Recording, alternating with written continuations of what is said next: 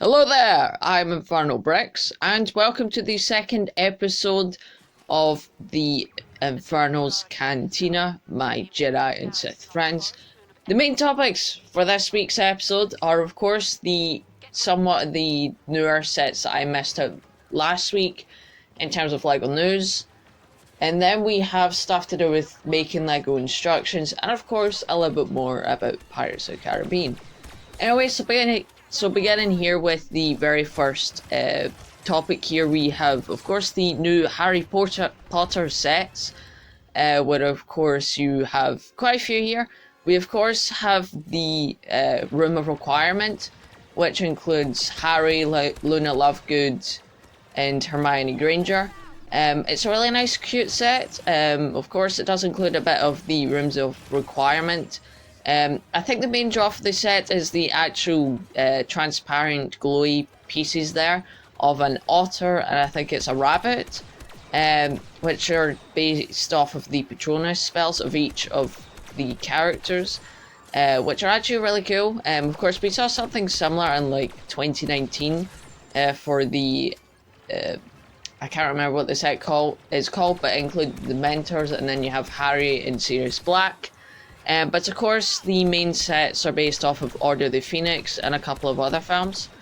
We of course now have the Burrow, which is a big, massive house based off of the Weasley's house. It looks really cool, really colourful. Loving all the colours, like I said. It actually includes quite a few exclusive minifigures, which are really cool. And then the interior looks incredible, with lots of tiny wee detailing like bedrooms and stairs, and then you have the kitchen area, and I'm pretty sure there's like a float powder chimney area, but I'm not entirely sure. But overall it's really nice. Of course, it's also got the slanting top part of the building, which looks also really nice.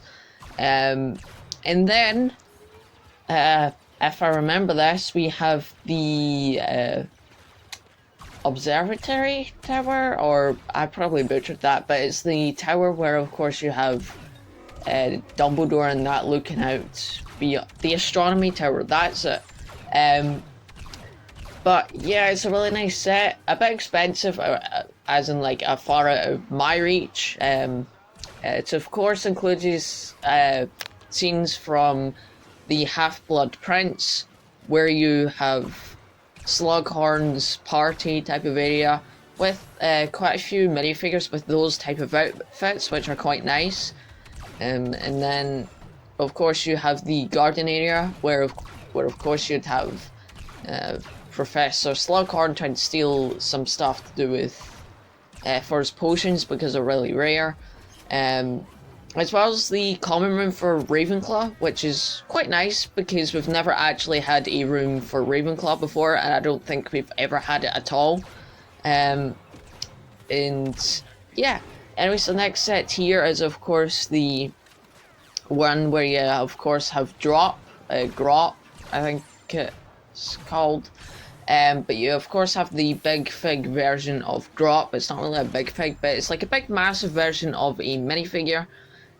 Which looks a little bit off, to be honest, but then again, what can you do? Because Lego, you can only have certain amount of pieces. It's quite blocky, but yeah. The tree build isn't as good, but I would say the main draw to the set is of course the big massive Grop minifigure. And then you have the minifigures itself with a couple of centaurs. I think it's Umbridge, Harry, and then Hermione. I'm pretty sure it's a £30 set, so it'll be quite nice to get.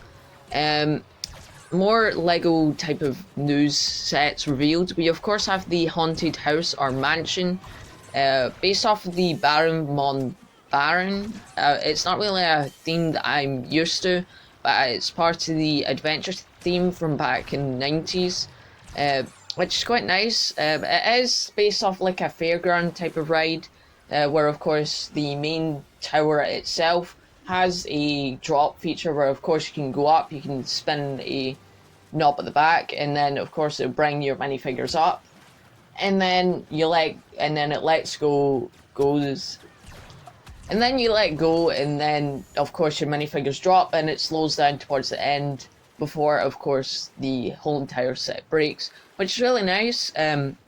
Of course, we've never actually seen a feature like that before. Other things about the actual set, it has an organ as well as like a ticket booth, etc. There's lots of Easter eggs to the Adventures theme, which is quite nice. You of course have like the Sphinx, the couple of Anubis heads, and then a couple of jewels and things like that, as well as a creepy painting of Baron von Baron, which of course has a light brick, which shows you his curse of like a pharaoh or something like that.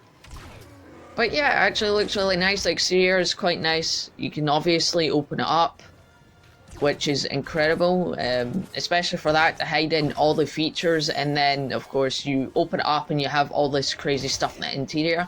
So I'm really happy with that. But yeah guys, so let's get into the second topic of this podcast episode. Of course, stuff to do with like making Lego instructions.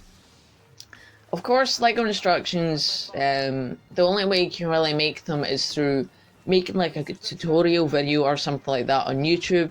And then you have things like LDD, which is Lego Digital Designer, or you have stud.io and Bricklink.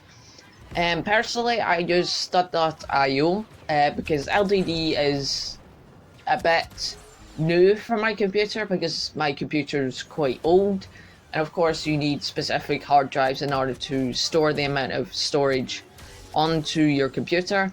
So I use stud.io for making Lego instructions. So far I've only made one Lego instructions, which is of course for the Sith Infiltrator. Now that's the reason for that is because if I was to do instructions and everything about that, it's basically like a whole entire week's worth in order to try and get all those instructions done.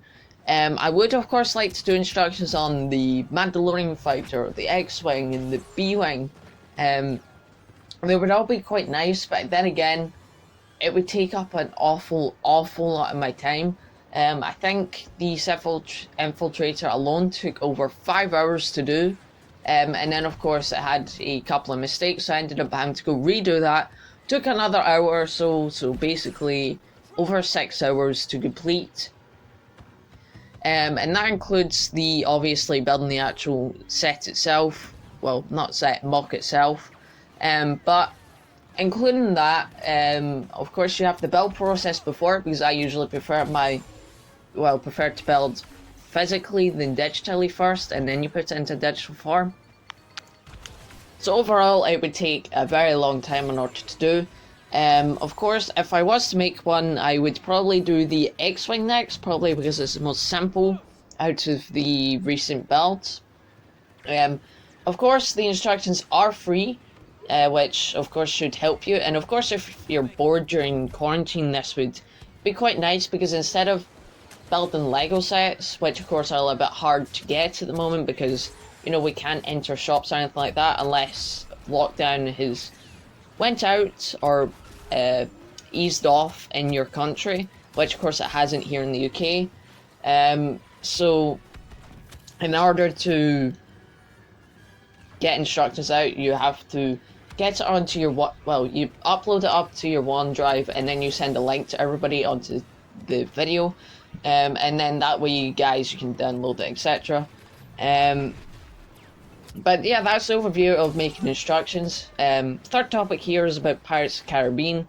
Of course, I got my set that I ordered. It was in really good condition, apart from a couple of scraped pieces and a crack on the white arm, the left arm of Captain Jack Sparrow minifigure, which is a little bit iffy, but yeah, that's just an overview of that. I of course watching Pirates of the Caribbean for the third time. If you haven't already noticed, I'm really enjoying it.